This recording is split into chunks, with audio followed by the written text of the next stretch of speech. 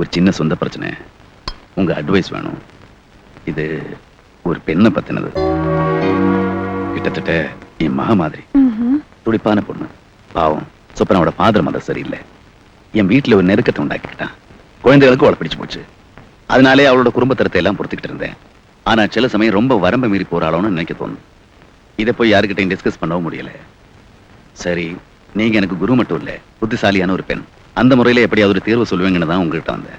ஸ்வப்னாவோட அப்பா அம்மா மீட் பண்ணீங்களா? இல்ல. அவங்களோட பேசி பாருங்க, எல்லாம் சரியா போயிடும். முதல்ல அவங்கள மீட் பண்ணுங்க. இது எங்க எனக்கு தோணல. ஆமா, அவரோட சொந்த பிரச்சனையெல்லாம் ஏன் என்கிட்ட கேக்குறாரு? ட்ரிபிள்எம்ஏ காதல்ல கண்ணோடு கண்ணோக்கின் முதல் பாடம்னா சந்திக்க சந்தர்ப்பத்தை உண்டாக்கிக்கிறது ரெண்டாவது பாடம். சீச்சி, அவரு உன்னை என்ன ஸ்தானத்துல வச்சிருக்காரு தெரியுமா? என்னவா? ஆண்டவங்கிற ஸ்தானத்துக்கு கீழே. அப்படின்னா ஃப்ரெண்டுங்கிற ஸ்தானத்துக்கு மேல.